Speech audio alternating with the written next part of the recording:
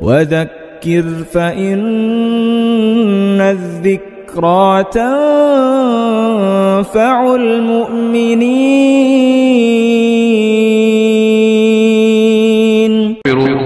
ونؤمن به ونتوكل عليه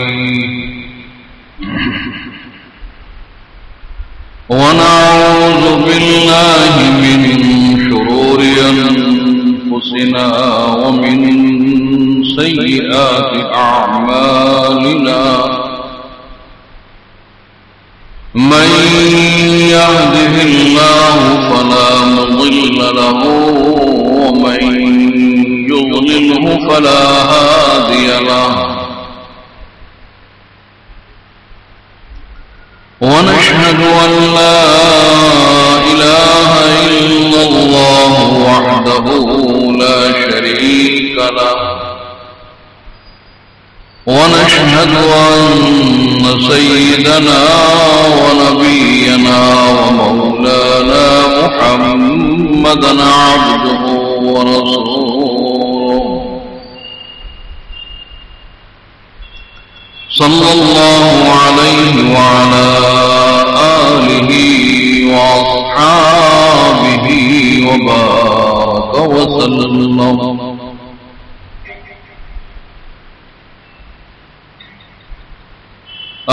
أما بعد فأعوذ بالله من الشيطان الرجيم. بسم الله الرحمن الرحيم.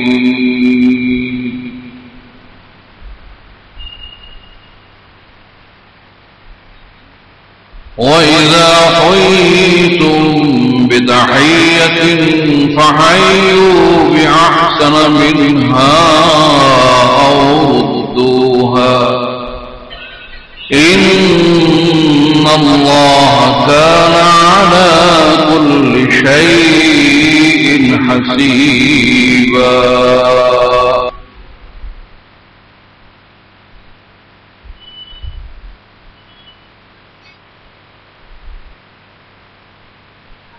بزرگان محترم اور برادران عزیز،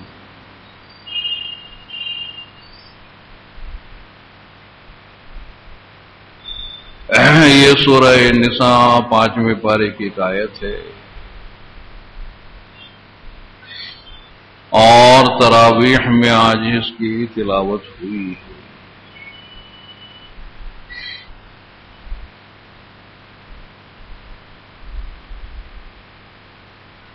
ہمارا دین بہت ہی جامع ترین دین ہے،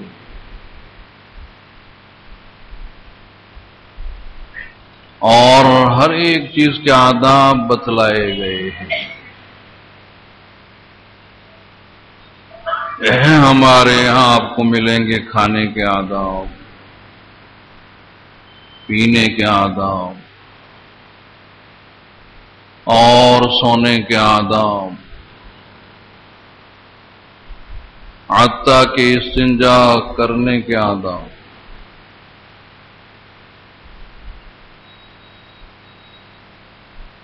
تو اسی طرح سے سلام کے آداب،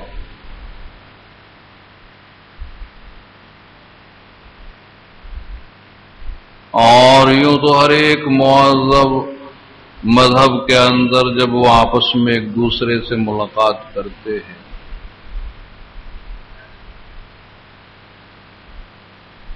تو اظہار محبت کے لیے اور موانست کو ظاہر کرنے کے لیے کچھ نہ کچھ کلمات تو ہر ایک مذہب میں ہوتے ہیں۔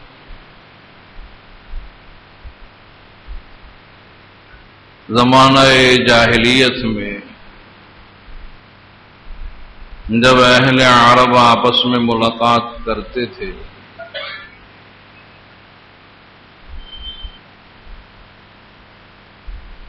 تو ان کے کلمات کیا ہوا کرتے تھے؟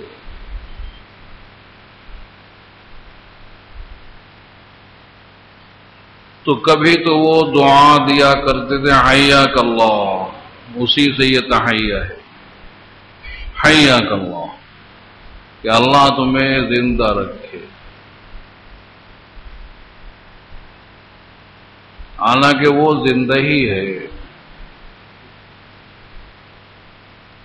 اور دعا دی جا رہی ہے کہ حیاک اللہ، اللہ تمہیں زندہ رکھے، یعنی تمہاری عمر دراز ہو. حالانکہ عمر بھی دراز ہونے سے رہی، وہ تو جتنی اللہ نے مقدر فرمائی ہے اس میں ایک لمحے کی زیادتی اور کمی نہیں ہو سکتی. لیکن آپس میں دعا دیا کرتے تھے کہ حیاک اللہ.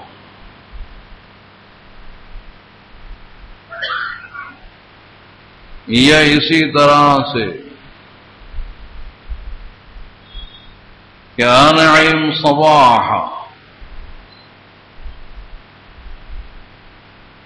کہ تمہاری صبح اچھی ہو. انعم صباح، انعم مساء، کہ تمہاری شام اچھی ہو. صباح الخیر، مساء الخیر، کہ تمہاری صبح اچھی ہو، شام اچھی ہو. تو وہ ان کلمات سے ایک دوسرے سے ملاقات کیا کرتے تھے. اور ہر ملک میں جیسے یہاں برادران وطن ہے کہ رام رام، نمستے، نمسکار، حالانکہ اس میں کوئی چمتکار نہیں ہے.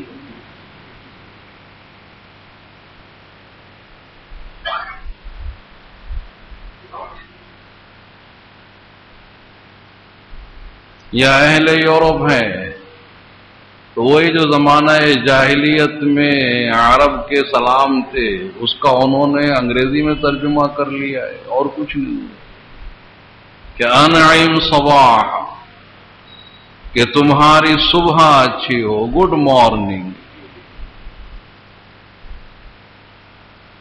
تمہاری شام اچھی ہو، کہ انعم مسان، شام اچھی ہو، گڈ ایوننگ. رات اچھی ہو، گڈ نائٹ، رات اچھی ہو، چاہے صبح تک تمہارا خاتمہ ہی ہو جائے.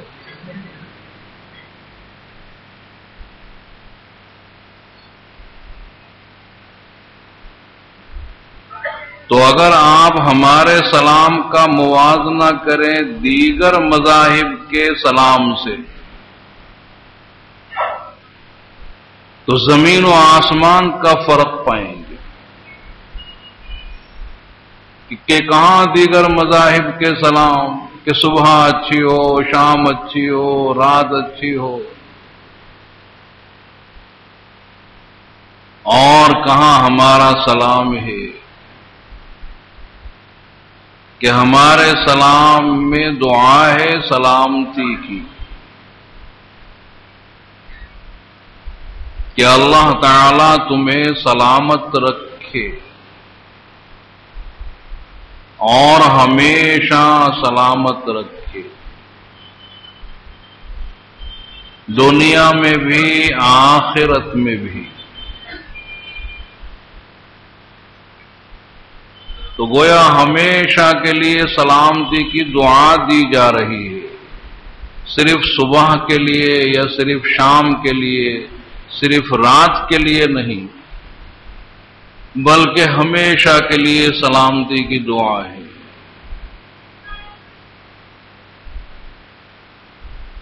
اور اسی طرح سے اس میں یہ اشارہ ہے کہ نہ تو میں آپ کو کوئی فائدہ پہنچا سکتا ہوں، نہ آپ مجھے کوئی فائدہ پہنچا سکتے ہیں جب تک کہ اللہ کی مشیت نہ ہو.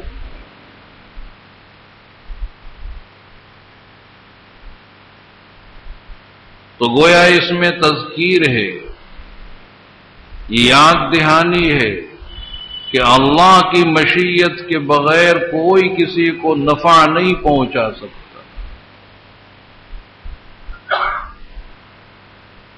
اور سلام یہ اللہ تعالیٰ کے اسماء حسنی میں سے ہے، تو گویا اللہ کا ذکر بھی ہے اور تذکیر بھی ہے، عبادت بھی ہے، اور گویا اپنی طرف سے وعدہ ہے کہ جب وہ دعا دے رہا ہے تو اپنی جانب سے وعدہ ہے کہ اب میرے ہاتھ سے یا میری زبان سے آپ کو نقصان نہیں پہنچے گا، میں آپ کو کوئی غضب نہیں پہنچاؤں گا۔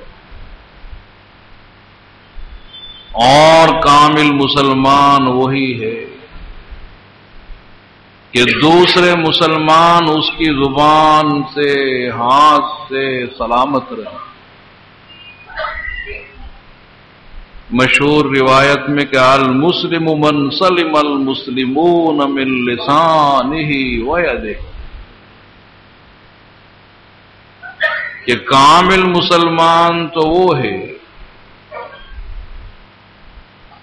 کہ دوسرے مسلمان اس کی زبان اور ہاتھ سے سلامت رہے، نہ وہ اپنی زبان سے کسی کو نقصان پہنچائے اور نہ اپنے ہاتھ سے کسی کو ضرر پہنچائے۔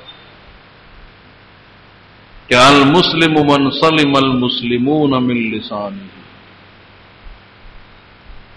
تو جیسے ہاتھ سے ضرر پہنچایا جا سکتا ہے تو زبان سے بھی ضرر پہنچایا جا سکتا ہے۔ کہ آپ نے کسی کی غیبت کی اور اسے خبر ہو گئی، یا آپ نے کسی کو گالی دی،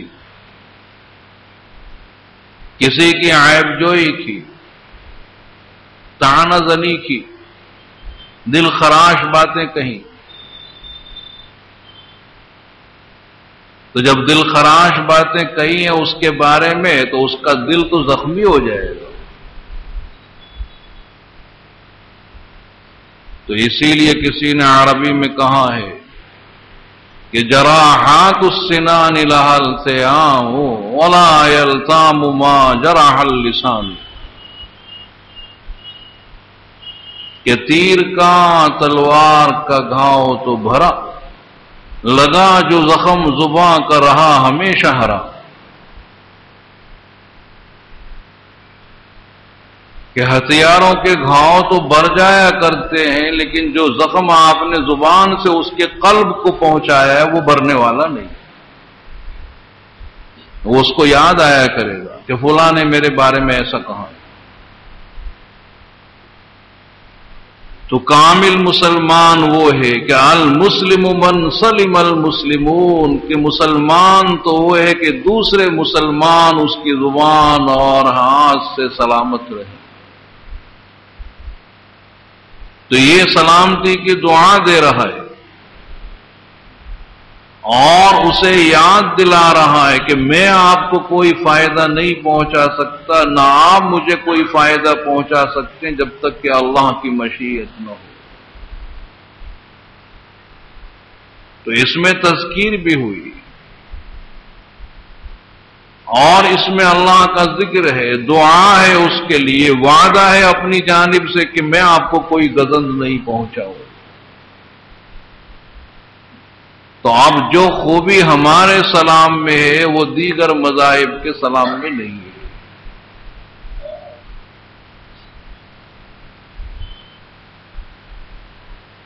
کہ اگر آپ نے کہہ دیا کہ بھئی گڈ مارننگ گڈ ایوننگ، اس سے کیا فائدہ ہوا؟ یا آپ نے کہہ دیا ہیلو ہیلو، اس سے کیا فائدہ ہوا؟ آپ کو کچھ فائدہ ہوا؟ اسے کچھ فائدہ ہوا؟ دنیا میں آخرت میں کہاں کیا فائدہ ہوا؟ اور ہمارے سلام میں چونکہ یہ اللہ کا ذکر ہے، ثواب سے خالی نہیں ہے، کہ اس میں اللہ نے ثواب بھی رکھا ہے۔ ایک روایت میں ہے کہ ایک صحابی رسول آئے اور انہوں نے کہا السلام علیکم،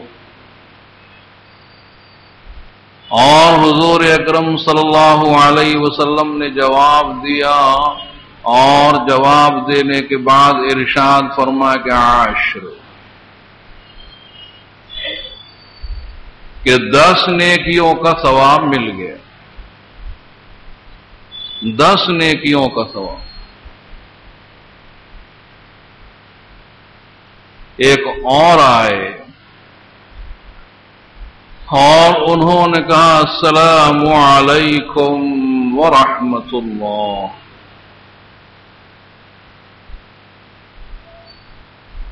آپ نے جواب دیا اور فرمایا کہ 20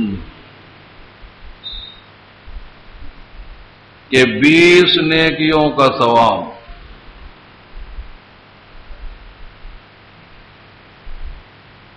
ایک اور آئے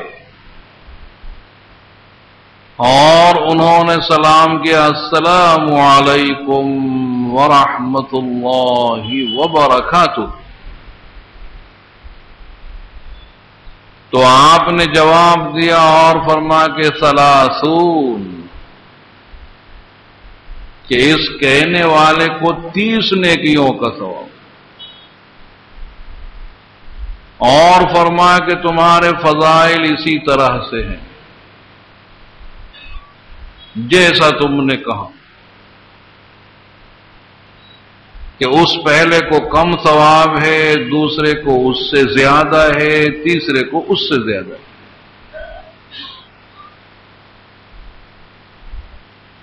اور جواب میں ہم وہ بھی کہہ سکتے ہیں کہ وعلیکم السلام،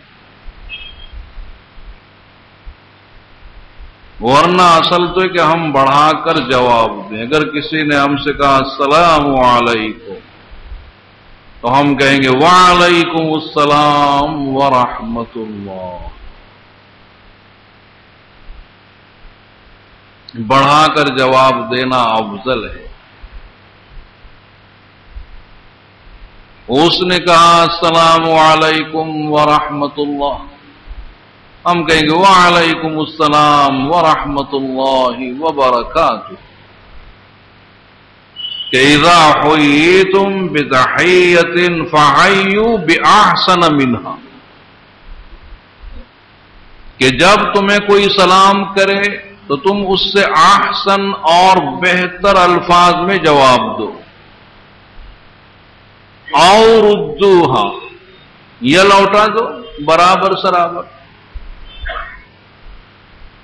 تو برابر سرابر لوٹا دینا تو واجب ہے، اور اس سے افضل الفاظ میں جواب دینا وہ افضل ہے، ثواب کا کام ہے، وہ مستحب ہے۔ لیکن اگر سلام کرنے والے نے سبھی کہہ ڈالا تو وہ بھی حدیث میں آیا ہے کہ ایک صحابہ آئے اور انہوں نے کہا السلام علیکم، آپ نے فرمایا وعلیکم السلام ورحمۃ اللہ۔ دوسرے آئے، انہوں نے کہا کہ السلام علیکم ورحمۃ اللہ،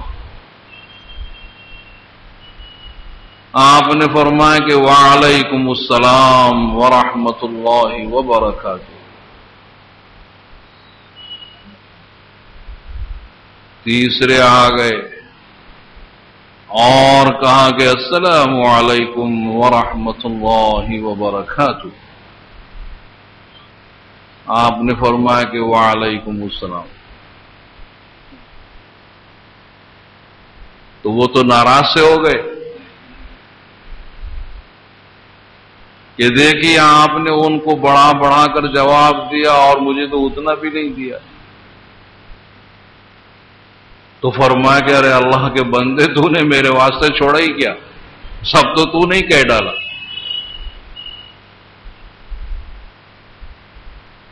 تو بہرحال یہ آپ نے تعلیم دی۔ اور پھر سلام کے اندر اختصار ہونا چاہیے۔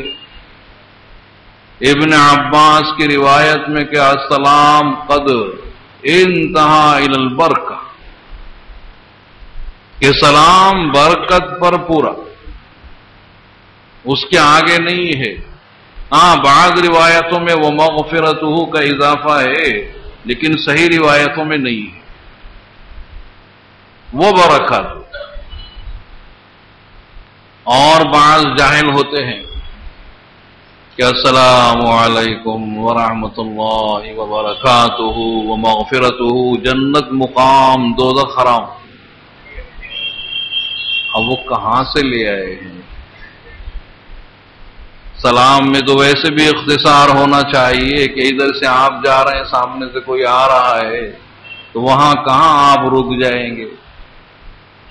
اور آج کل تو ویسے فاسٹ زمانہ ہے، تیز سواریوں پر ہیں کہ آپ موٹر سائیکل پر ہیں اور وہ بھی موٹر سائیکل پر آ رہا ہے، تو کیا بریک لگا کر آپ اس کا سلام سنتے رہیں گے؟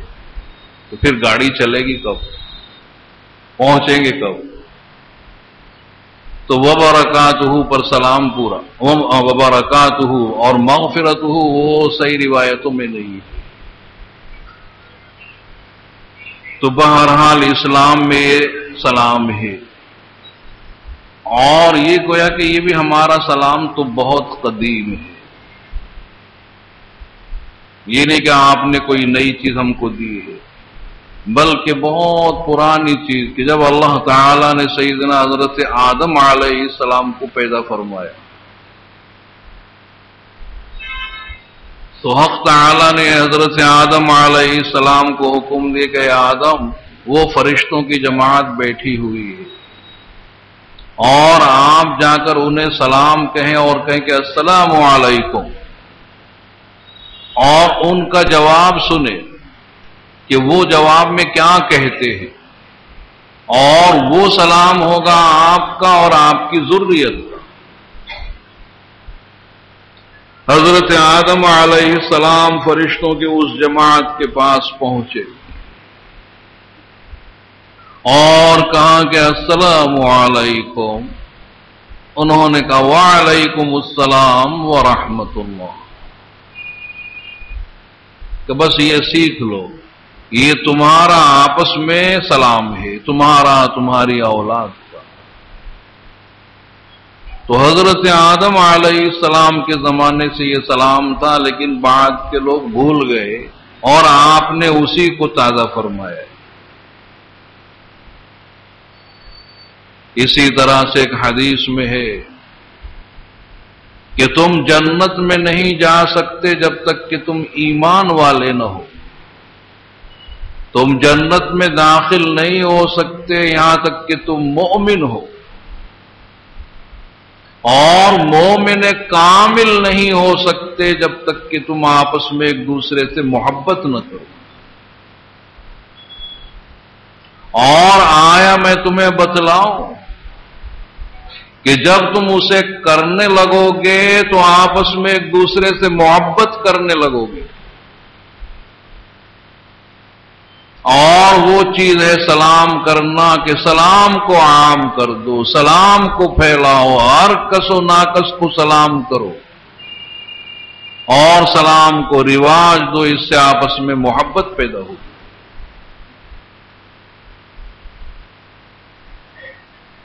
اور جب سرکار دو عالم صلی اللہ علیہ وسلم نے ہجرت فرمائی ہے اور مدینہ منورہ آپ تشریف لے آئے، اور آپ کی شہرت ہوئی، تو عبداللہ ابن سلام جو علماء یہود میں سے تھے، انہوں نے بھی شہرت سنی،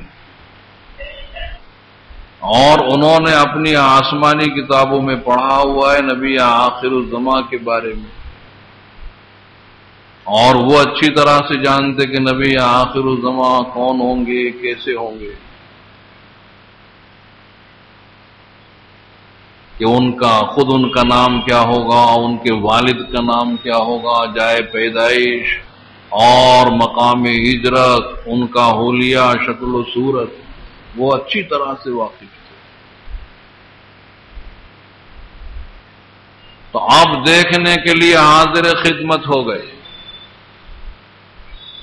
اور اس وقت حضور اکرم صلی اللہ علیہ وسلم صحابہ کرام میں تشریف فرما اور انہیں نصیحت فرما رہے کہ یا ایھا الناس افشوا الصلاۃ واطعموا الطعام وصلوا الارحام وصلوا باللیل والناس نیام تدخلوا الجنۃ بسلام. اور خود ہیں عبداللہ ابن سلام. اور اتنی پیاری نصیحت کہ یا ایھا الناس افشوا الصلاۃ، کہ اے لوگو سلام کو پھیلاؤ، سلام کو رواج دو، کہ خواہ تم اس کو پہچانتے ہو نہ پہچانتے ہو سلام کرو، ہر کس و ناکس کو سلام کرو. اور کھانا کھلاؤ، بھوکوں کو کھانا کھلاؤ. اور رشتہ ناتا جوڑو. اور رات میں اٹھ کر نماز پڑھو جبکہ لوگ سو رہے ہوں اور تم تہجد کی نماز میں مشغول. تو جنت میں داخل ہو جاؤ گے سلامتی کے ساتھ. اب بغور دیکھا حضور کو، وہ ساری علامتیں پا رہے ہیں حضور میں، اور یہ نصیحت سنی تو فوراً کلمہ پڑھ لیا، مسلمان ہو گئے حضرت عبداللہ ابن سلام.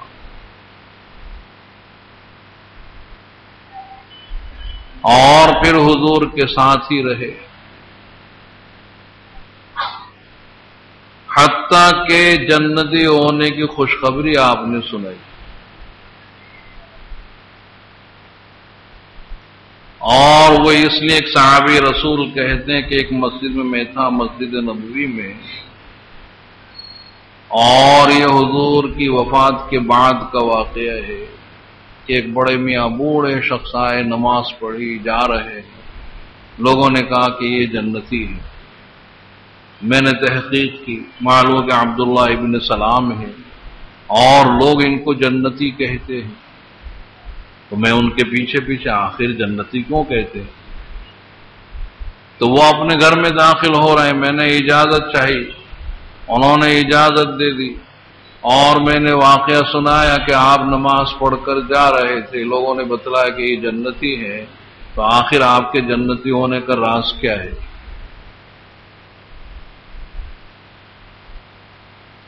تو فرمایا کہ لوگوں کو وہی بات کہنی چاہیے جو انہیں معلوم ہو، اور جو معلوم نہ ہو وہ بات زبان پر لانی نہیں چاہیے. اور اس کی وجہ یہ کہ میں نے ایک مرتبہ خواب دیکھا تھا، اور خواب یہ دیکھا کہ بس میں چلا جا رہا ہوں اور راستے ہیں، بائیں طرف کو بھی بہت سے راستے موڑ رہے ہیں. تو میں نے یہی چاہا کہ میں بائیں طرف کو مڑ جاؤں، لیکن مجھ سے کہا گیا کہ تم اصحاب شمال میں سے نہیں ہو، بائیں والوں میں سے نہیں ہو، سیدھے ہی چلو، دائیں طرف کو مڑ جاؤ. تو اب میں داہنی طرف کو چلنے لگا. تو جب داہنی طرف کو میں چل رہا ہوں تو بہت ہی سرسبز اور شاداب باغات ہیں، اور ایک ٹیلا ہے، اور میں اس پر چڑھنے کی کوشش کرتا ہوں تو گر پڑتا ہوں، پھر چڑھنے کی کوشش کرتا ہوں تو پھر گر جاتا ہوں، مجھ سے چڑھا نہیں گیا. تو میں سیدھے میدان میں چلتا رہا. تو میں نے ایک ستون دیکھا کہ جو زمین سے آسمان تک، اور اوپر ایک حلقہ ہے، کڑا ہے، اور مجھ سے کہا جا رہا ہے کہ اس حلقے کو میں تھام لوں. تو میں نے کہا کہ یہ تو اتنی بلندی پر ہے کہ آسمان سے چھو رہا ہے. تو بھلا میں کس طرح سے اس کو پکڑ سکتا ہوں؟ اب میں نے اتنا کہا اور کسی نے مجھے پیچھے سے پکڑا اور اچھال دیا. اب میں اوپر جا رہا ہوں اور میں نے اپنے دونوں ہاتھوں سے اس حلقے کو کڑے کو پکڑ لیا اور لٹکا ہوا ہوں. اور لٹکا اتنے میں آنکھ کھل گئی. اب اس خواب کا میں نے تذکرہ کیا حضور اکرم صلی اللہ علیہ وسلم سے، تو آپ نے فرمایا کہ وہ جو بائیں طرف کو راستے جا رہے تھے وہ تو اہل کفر کے تھے اور اللہ نے بچا لیا، اور داہنی طرف کو جو راستہ وہ اہل ایمان کا. اور وہ جو پہاڑ تھا اور جس پر تم چڑھنے کی کوشش کرتے تھے گر پڑتے تھے، تو وہ درجہ تھا شہداء کا. اور تم شہید ہونے والے نہیں، وہ درجہ وہ مقام تمہیں حاصل نہیں ہوگا. اور پھر تم چلے سیدھے میدان میں اور ستون نظر آیا تو وہ اسلام کا ستون ہے. اور وہ جو حلقہ نظر آیا وہ اسلام کا حلقہ تھا کہ لن انفصام لہا، اسلام کا حلقہ ہے. اور تم نے اسلام کے حلقے کو ایسا مضبوط تھاما کہ صاحب جاگتے تک وہ تمہارے ہاتھ میں ہی تھا. تو گویا تمہاری موت اسلام پر ہونے والی ہے. اور ظاہر ہے کہ جس کا انتقال اسلام اور ایمان پر ہو جائے وہ جنتی ہے. اس لیے لوگ مجھے جنتی کہنے لگے ہیں، چونکہ یہ تعبیر تو خود حضور اکرم صلی اللہ علیہ وسلم نے دی، جس میں کوئی خلاف کا امکان نہیں. تو حضور کو دیکھ کر اور اس روایت کو سن کر مسلمان ہو گئے کہ ایھا الناس افشوا السلام، کہ اے لوگو سلام کو رواج دو، سلام کو عام کرو. خواہ تم پہچانتے ہو نہ پہچانتے ہو، اور کسو ناکس کو تم سلام کرو. لیکن کم از کم اتنا تو ہم پہچانے کہ بھئی یہ سامنے والا مسلمان ہے، تبھی تو ہم سلام کریں گے. اور آج کل تو مشکل یہ ہو رہی ہے کہ وہ سامنے والا مسلمان بھی ہے کہ نہیں ہے. بالکل یکساں لباس ہونے کے ساتھ ساتھ وہ ہاتھ میں لال دھاگا باندھا ہوا ہے، حالانکہ مسلمان ہے، اور ہاتھ میں وہ لال دھاگا باندھ لیا، بالکل غیر مسلم معلوم ہوتا ہے. تو اب کس طرح سے ہم سلام کریں گے؟ اب ظاہر ہے کہ اگر وہ سلام چاہتے ہیں تو پہلے وہ سلام کرے پھر ہم جواب دیں گے، یا پھر اپنی حیات شکل و صورت مسلمانوں جیسی بنائے تو ہم سلام کریں گے. تو افشوا السلام، سلام کو رواج دو، سلام کو عام کر دو. اور اس حدیث پر عمل کیا حضرت عبداللہ ابن عمر نے، کیونکہ اتباع سنت میں ان کا مقام بہت اونچا ہے. تو حضرت عبداللہ ابن عمر نے اس پر عمل کیا کہ بازار جایا کرتے تھے، حالانکہ بازار میں کچھ خریدنا نہیں ہے، لیکن وہاں بھیڑ بہت مل جائے گی، مسلمان بہت مل جائیں گے، اور ہر ایک کو سلام کرنا ہے. اسی مقصد سے، اسی نیت سے بازار جاتے ہیں کہ جو مسلمان ملتا اس کو سلام کرتے، جو مسلمان ملتا اس کو سلام کرتے. تو کسی خادم نے کہا بھی کہ آپ بازار جاتے ہیں، نہ کچھ خریدتے ہیں، نہ وہاں آپ ٹھہرتے ہیں، نہ وہاں آپ کسی مجلس میں بیٹھتے ہیں، گئے اور چلے آئے، اس سے بہتر کہ آپ گھر میں رہ کر اللہ اللہ کریں۔ تو خادم سے کہا کہ وہ بڑے پیٹ والے، تجھے کیا خبر، اس کا پیٹ بڑا ہی تھا، کہ میں کیوں جاتا ہوں؟ میں جاتا ہوں سلام کے لیے، تاکہ میں کثرت سے لوگوں کو سلام کروں۔ ایک اور روایت میں کہ اگر کسی مسلمان نے دن بھر میں 20 مسلمانوں کو سلام کر لیا، دن بھر میں 20 مسلمانوں کو الگ الگ، یا 20 مسلمانوں کی جماعت بیٹھی ہوئی ہے اور انہیں سلام کر لیا، بہرحال اگر کسی شخص نے 20 مسلمانوں کو سلام کیا ہو کہ 20 مسلمانوں کی جماعت ہے انہیں سلام کر لیا، یا 20 مسلمان الگ الگ مل گئے انہیں سلام کر لیا، اس کے لیے جنت واجب۔ اسی طرح سے اگر رات میں اس نے 20 مسلمانوں کو سلام کیا، جنت واجب۔ تو اتنا حکم ہے کہ سلام کو رواج دو، سلام کو عام کرو، خواہ وہ چھوٹا ہو یا بڑا ہو۔ اور خود حضور اکرم صلی اللہ علیہ وسلم ہر چھوٹے بڑے کو سلام کیا کرتے تھے، یسلم علی الصغار والکبار، کہ آپ ہر چھوٹے اور بڑے کو سلام کیا کرتے تھے۔ حضرت ثابت البنانی کے شاگرد کہتے ہیں کہ میں اپنے استاد ثابت بنانی کے ساتھ جا رہا ہوں، راستے میں بچے مل گئے، بچوں کی ایک جماعت کھیل رہے ہیں بچے، تو حضرت ثابت البنانی نے ان بچوں کو سلام کیا اور کہا کہ ایک مرتبہ میں حضرت انس کے ساتھ جا رہا تھا اور حضرت انس کو کھیلتے ہوئے بچے مل گئے، اور حضرت انس نے ان بچوں کو سلام کیا اور کہا کہ ایک مرتبہ میں حضور اکرم صلی اللہ علیہ وسلم کے ساتھ جا رہا تھا اور راستے میں کھیلتے ہوئے بچے مل گئے اور آپ نے ان بچوں کو سلام کیا۔ تو آپ نے بچوں تک کو سلام کیا ہے۔ اور آج ہماری حالت یہ کہ ہم اپنے آپ کو بڑا سمجھتے ہیں کہ ہم بڑے ہیں، لہذا ہم کیوں سلام کریں۔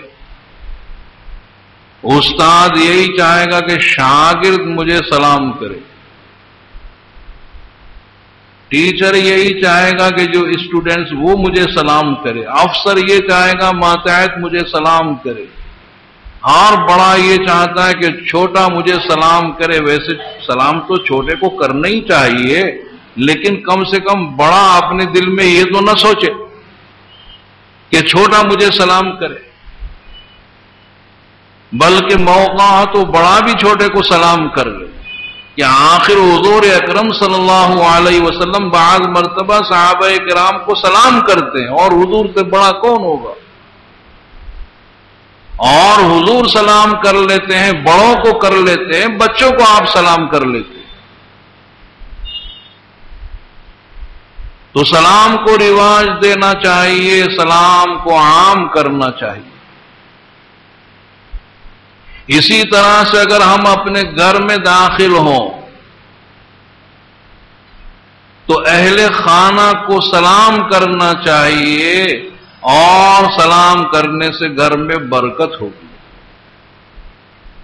اور آج یہ سنت بالکل متروک ہو رہی ہے کہ گھر میں بس یوں ہی داخل جیسے بکرا گھس گیا ایسے گھس جاتے بغیر سلام کیے ہوئے۔ کیا فرق ہے ہم میں اور بکرے میں؟ وہ بھی بار بار گھر میں اگر پلا ہو تو گھستا ہے، بغیر سلام کے گھستا، ہم بھی گھس گئے۔ حالانکہ قرآن کریم میں بھی ہے کہ لا تدخلوا بیوتا حتی تستأنسوا وتسلموا علی اہلہا۔ یہ حکم تو اللہ تعالی قرآن کریم میں دے رہے، نص قطعی ہے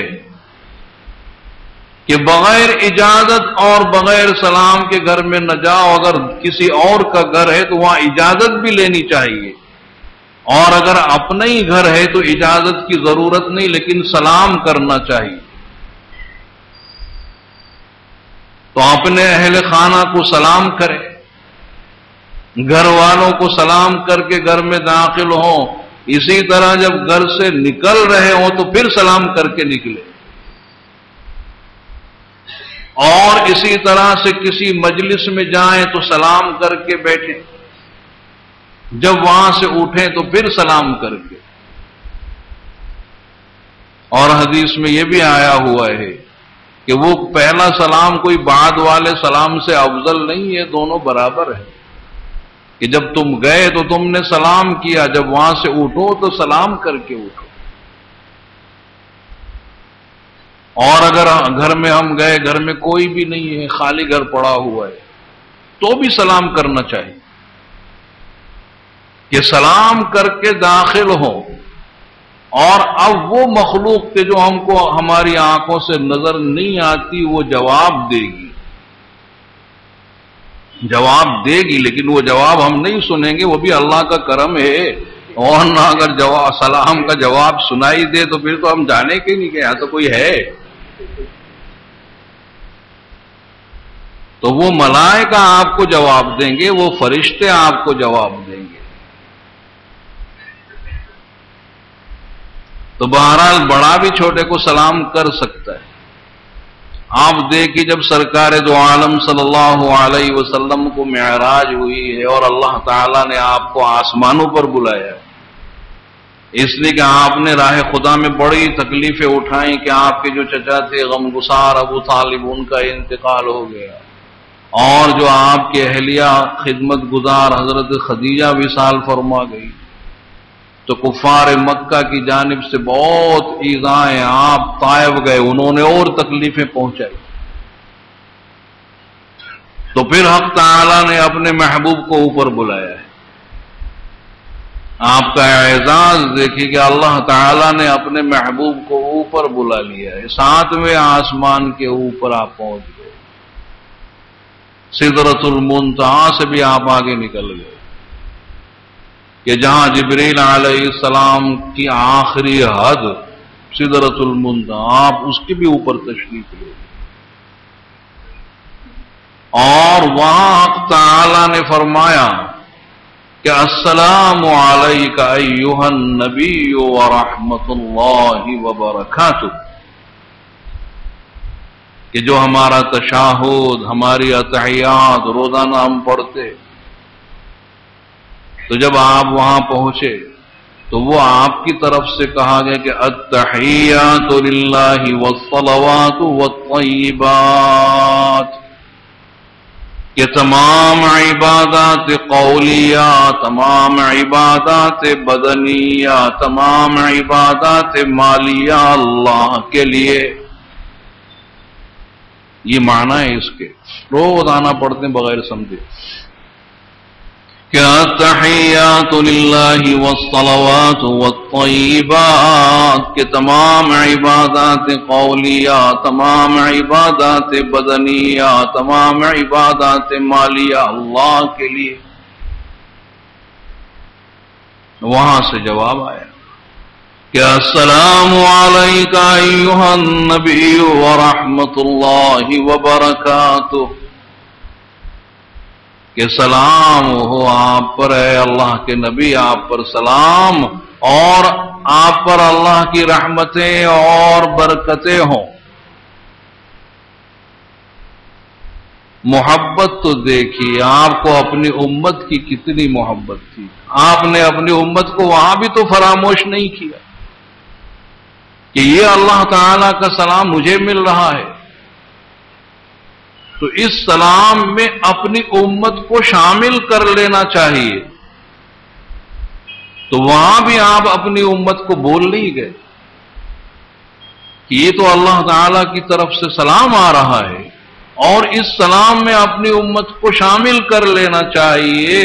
آپ نے کہا السلام علینا وعلی عباد اللہ الصالحین، السلام علینا، کہ سلام ہو ہم پر، سب کو لے لیا آپ نے، امت کو بھی شامل کر لیا، کہ السلام علینا، کہ سلام ہو ہم پر اور اللہ کے نیک بندوں پر،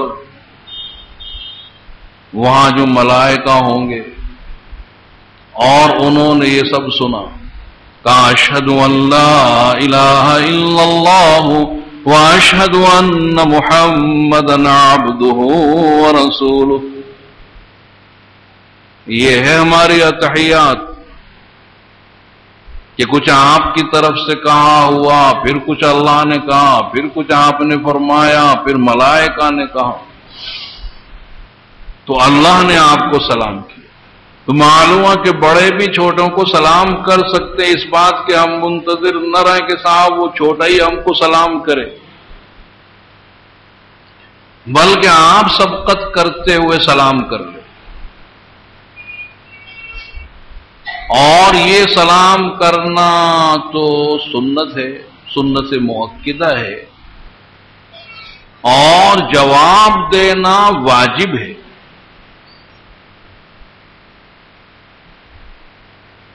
لیکن یہ ایسی سنت ہے کہ اس سنت کا ثواب واجب سے زیادہ ہے، سلام کرنے کا ثواب جواب دینے سے زیادہ ہے. حالانکہ جواب دینا واجب، سلام کرنا سنت، لیکن سلام جس نے بھی سلام کرنے میں پہل کی تو گویا اس بات کو بتلا رہا کہ اس کے دل میں کبر نہیں ہے، اور اس کا دل کبر سے پاک ہے، اپنی بڑائی سے پاک ہے، اس لیے اس نے سلام میں ابتدا کی ہے، سلام کرنے میں پہل کی ہے. تو اس سنت کا ثواب واجب سے زیادہ ہے. اور بطور معیمے کا آپ کسی سے پوچھ سکتے کہ بتاؤ وہ کون سی سنت، وہ کون سی سنت، کہ سنت کا ثواب واجب سے زیادہ. حالانکہ ترتیب تو یہ ہوتی ہے کہ فرض کا ثواب زیادہ، واجب کا اس سے کم، سنت کا اس سے کم، نفل کا اس سے کم. لیکن بطور معیمے کا آپ کسی سے بھی پوچھ سکتے کہ بتاؤ وہ کون سی سنت ہے کہ اس سنت کا ثواب اس کے واجب سے زیادہ. تو وہ یہی ہے کہ سلام کرنے کا ثواب زیادہ ہے اور جواب دینے کا ثواب کم ہے. اور اسی طرح سے اگر جماعت ہو اور جماعت میں سے ایک نے بھی سلام کر لیا، وہ سب کی طرف سے ہو گیا. اور اسی طرح سے جواب دینے والوں میں سے اگر ایک نے بھی جواب دے دیا، وہ سب کی طرف سے کافی ہے. ہاں، اگر جو جماعت سلام کرنے والی ہے اس نے کسی کا نام لے کر سلام کیا ہو تو کہ اے فلاں السلام علیکم، تو اب ظاہر ہے کہ اسی کو جواب دینا واجب، کوئی اور دے گا تو وہ کافی نہیں ہے. اور پھر حدیث میں آداب بھی بتلائے گئے ہیں کہ اگر کوئی سوار ہے، گھڑ سوار ہے، تو جو سوار ہے تو وہ پیدل چلنے والے کو سلام کرے. جو سوار ہے وہ پیدل چلنے والے کو سلام کرے، اور جو پیدل چلنے والا ہے وہ بیٹھے ہوئے کو سلام کرے. اور جو تھوڑے افراد ہیں وہ زیادہ افراد کو سلام کریں، جماعت قلیلہ جماعت کثیرہ کو سلام کرے. یہ آپ نے آداب بتلائے. تو یہ بہت سے آداب آپ نے بتلائے. اچھا، اتنی فضیلت ہے.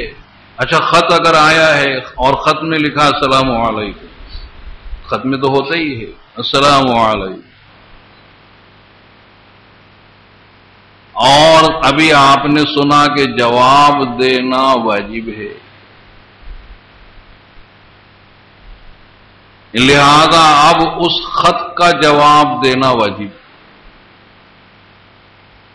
کیونکہ سلام کا جواب دینا واجب ہے اور اس نے خط میں سلام لکھا ہے، لہذا اب ہم اس کو خط لکھیں اور اس میں جواب لکھیں.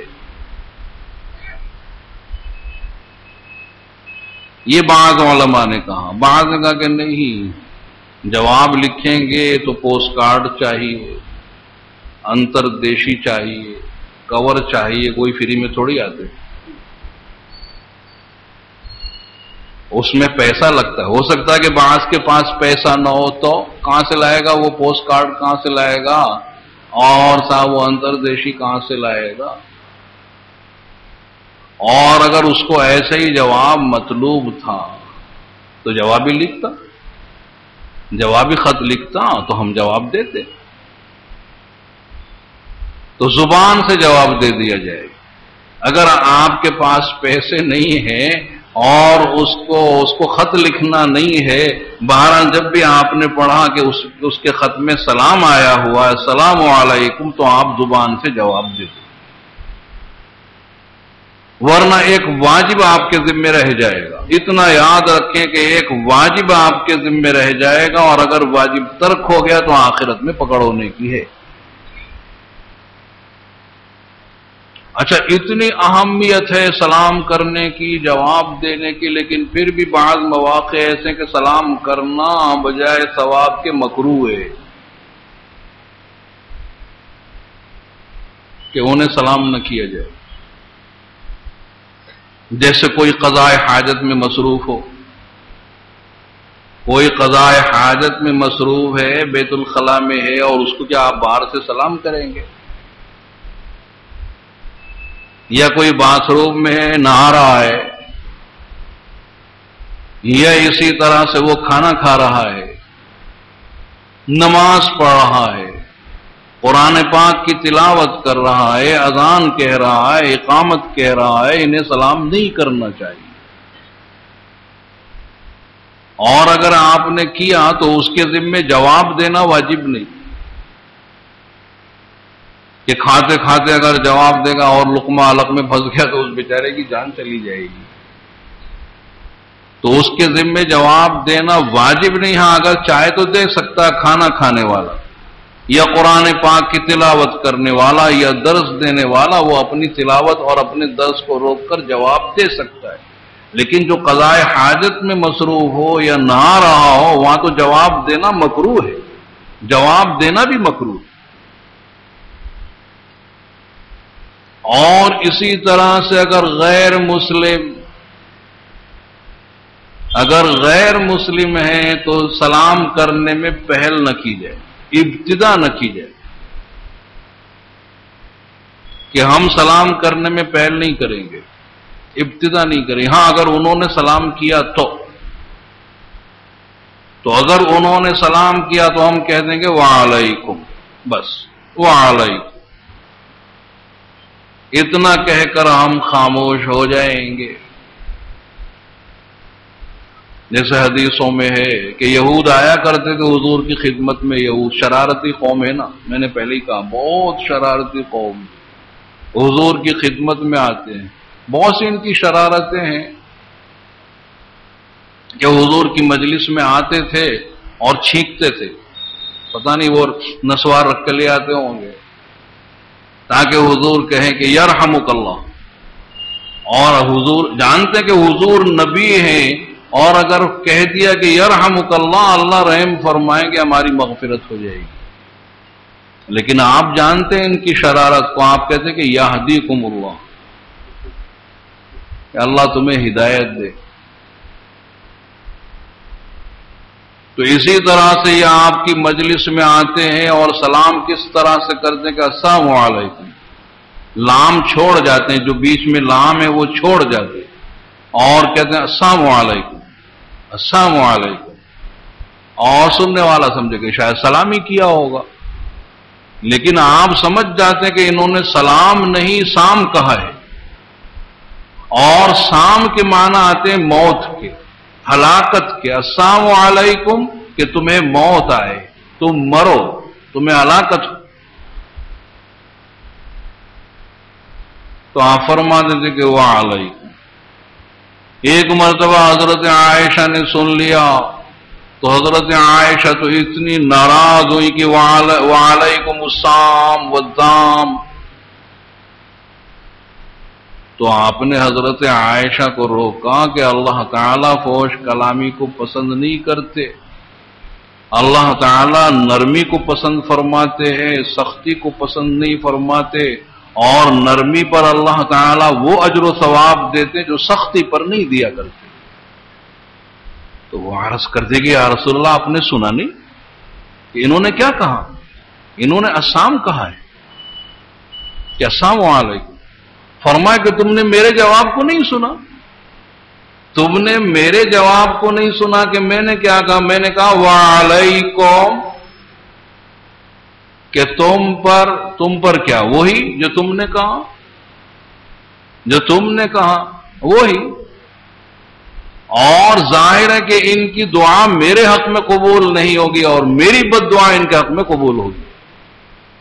تو مجھے کیا ضرورت ہے کہ وعلیکم السلام کہنے کی؟ میں نے کہا وعلیکم. تو بہرحال یہ آداب آپ نے بتلائے، یہ سب سلام کے آداب ہیں. اور سلام سے بڑھ کر ہے مصافحہ،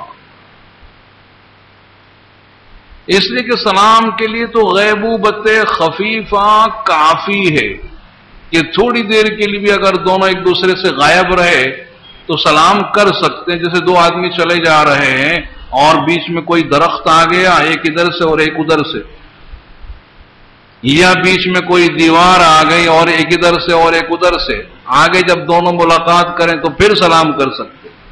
تو سلام کے لیے غیبوبت خفیفہ کافی ہے. تھوڑی سی دیر کے لیے بھی اگر جدائی رہی ہو سلام ہو سکتا ہے. اور مصافحے کے لیے غیبوبت متوسطہ چاہیے کہ بھئی کچھ دیر تو غائب رہے ہوں دونوں ایک دوسرے سے، اس کے بعد میں مصافحہ ہوگا. اور مصافحہ ہوگا دونوں ہاتھوں سے. اور حدیثوں کے اندر مفرد لفظ بھی آیا ہوا ہے، تثنیہ کا صیغہ بھی آیا ہوا ہے، لیکن کسی روایت میں یہ نہیں ہے کہ حضور اکرم صلی اللہ علیہ وسلم نے ایک ہاتھ سے مصافحہ کیا ہو. کسی حدیث میں نہیں. ہاں دونوں ہاتھوں سے مصافحہ کرنا حدیث میں ہے کہ وہی ابن مسعود کی روایت، اور وہ کہتے ہیں کہ علمنی التشہد، کہ حضور اکرم صلی اللہ علیہ وسلم نے مجھے تشہد کی تعلیم دی اور مجھے اتحیات آپ نے سکھائی کس طرح سے کہ کفی بین کفی، کہ میرا ایک ہاتھ حضور کے دونوں ہاتھوں کے بیچ میں تھا.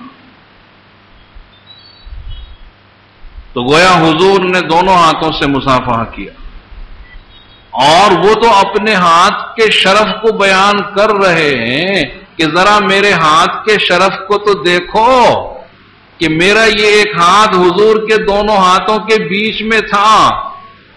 اور یہ ممکن نہیں کہ ابن حضور تو اپنے دونوں ہاتھ پیش کر دے اور صاحب ابن مسعود بخل سے کام لیتے ہوئے ایک ہی ہاتھ پیش کرے. تو اب جیسے حضور کے دونوں ہاتھوں کے بیچ میں ان کا ایک ہاتھ، تو اسی طرح سے ان کے دونوں ہاتھوں کے بیچ میں حضور کا ایک ہاتھ. لیکن حضور کا ہاتھ میرے ہاتھوں کے درمیان میں آ جائے تو حضور کے ہاتھ کو شرافت ہونے والی نہیں. آپ کا ہاتھ تو مشرف ہے، ہاں لیکن میرے ہاتھ کی شرافت کو دیکھو کہ میرا یہ ہاتھ حضور کے دونوں ہاتھوں کے بیچ. معلوم ہے کہ آپ نے دونوں ہاتھ پیش کیے، دونوں ہاتھوں سے مصافحہ کرنا یہ سنت. اور امام بخاری نے مستقل اس پر باب قائم کیا ہے. ایک محدث ہیں اور وہ حضرت عبداللہ ابن مسعود سے مصافحہ کر رہے ہیں دونوں ہاتھوں سے، اور یہ سلف سے چلا آ رہا ہے، سلف سے چلا آ رہا ہے کہ دونوں ہاتھوں سے مصافحہ کرنا. اور اب یہ ایک ہاتھ سے مصافحہ کرنا یہ تو انگریزوں کا طریقہ ہے، اہل یورپ کا طریقہ ہے، چونکہ ان کا ایک ہاتھ تو یہاں پینٹ کی جیب میں ہوتا ہے، ان کا ایک ہاتھ یہاں پینٹ کی جیب میں اور وہ دوسرا ہاتھ، اور اس سے ایک ہاتھ سے مصافحہ کرتے. وہ صاحب وہ سعودی عرب والے کہتے ہیں کہ ایک ہاتھ سے مصافحہ کرنا سنت. اب بھائی سنت ہے تو وہ انگریزوں کی سنت ہے، اسلام یا مسلمانوں کی سنت نہیں ہے. کہ آپ نے دونوں ہاتھوں سے مصافحہ کیا ہے، اور اس کے بڑے فضائل آئے ہیں کہ جب دو مسلمان آپس میں ایک دوسرے سے مصافحہ کرتے ہیں اور دونوں اللہ تعالیٰ کی حمد کرتے ہیں اور دونوں استغفار کرتے ہیں، تو قبل اس کے کہ وہ جدا ہوں ان دونوں کی مغفرت ہو جاتی ہے. تو مصافحہ کرنے کے بڑے فضائل ہیں، اور مصافحے سے بڑھ کر ہے معانقہ، اس کے لیے غیبوبت کثیرہ چاہیے کہ دونوں ایک دوسرے سے جدا رہے ہوں کافی مدت، جیسے کوئی سفر حج میں چلا گیا اور اب واپسی ہو رہی ہے، یا اور کوئی سفر میں اور مہینوں کے بعد برسوں کے بعد جو ہے وہ ملاقات ہو رہی ہے، اب معانقہ ہو۔ کسی نے پوچھا تھا حضرت ابو ذر سے کہ آیا حضور اکرم صلی اللہ علیہ وسلم آپ سے مصافحہ کیا کرتے تھے؟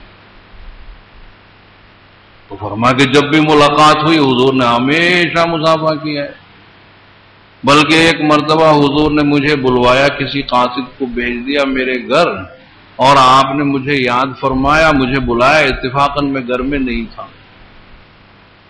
جب میں گھر آیا تو گھر والوں نے بتلایا کہ حضور کے قاصد آئے اور تمہیں حضور یاد کر رہے ہیں، بلا رہے ہیں۔ میں دوڑا ہوا گیا، اور اس وقت میں حضور اکرم صلی اللہ علیہ وسلم ایک تخت کے اوپر بیٹھے ہوئے تھے۔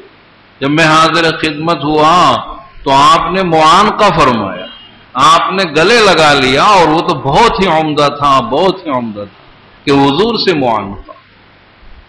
تو حضور نے معانقہ فرمایا حضرت ابو ذر سے، اور اسی طرح سے اور متعدد صحابہ کرام سے آپ نے معانقے فرمائے ہیں۔ حضرت جعفر ابن ابی طالب ہجرت کر کے حبشہ چلے گئے تھے، برسوں وہاں رہے، اس کے بعد ان کی وہاں سے دوبارہ ہجرت ہوئی حبشہ سے مدینہ۔ تو جب حبشہ سے مدینہ دوبارہ سے تو آپ نے معانقہ فرمایا اور ان کی پیشانی کا بوسہ لیا۔ اور بھی متعدد صحابہ کرام سے آپ نے معانقے فرمائے، اور معانقے کا طریقہ یہ ہے کہ دونوں ایک اپنا سینہ دوسرے کے سینے سے لگائے۔ تو معانقہ ایک ہی جانب ہے کہ سیدھی طرف۔ اب بعض لوگ سیدھی طرف پھر الٹی طرف، بھئی چلو مانا ہو گئے نا، دونوں سیدھی طرف بھی ہو گیا، پھر یہاں تیسری مرتبہ، تیسری مرتبہ کہاں سے لے آئے؟ حالانکہ اصل ایک ہی طرف ہے کہ دونوں داہنی طرف کو مل رہے، معانقہ ہو گیا۔ یہ ہے اسلام کے آداب۔ حق سبحانہ و تعالی ان سب پر ہم کو عمل کرنے کی